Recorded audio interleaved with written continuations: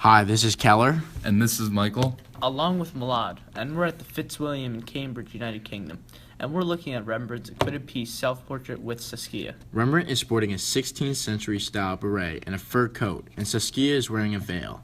He was always looking so dapper that he created around 75 self-portraits, more than anyone else before him. The young woman shown seated at the table with the 30-year-old Rembrandt is in fact his wife, Saskia van Uylenburg, who the piece had actually been dedicated to. This piece was made using the etching process. The process starts with a metal plate covered with a waxy coating. The artist dips the plate in acid for various amounts of time, which create different types of lines. A good artist can usually make around 100 impressions on one plate. This small etching can be regarded as a marriage portrait, since it's a photo of husband and wife together. They got married on June 22, 1634, and were together for 13 years until Saskia's untimely death at the age of 30. This would be the only etching that Rembrandt ever made of Saskia and himself together.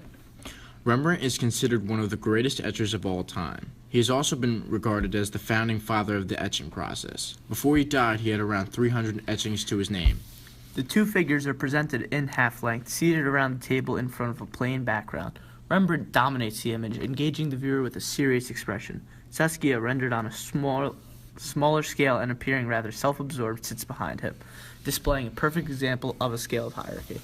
The brim of Rembrandt's hat casts a dark shadow over his eyes and adds a sense of mystery. He holds a two-ended chalk holder and draws on a sheet of paper, identifying himself as a draftsman. Historians believe the work intended to be an illustration of the idea that love brings forth art. Rembrandt created this beautiful piece in dedication to Saskia and her likeness as the perfect wife. Rembrandt's portrait is deeply bitten, a technique that makes the artist closer to us and places a greater emphasis on him.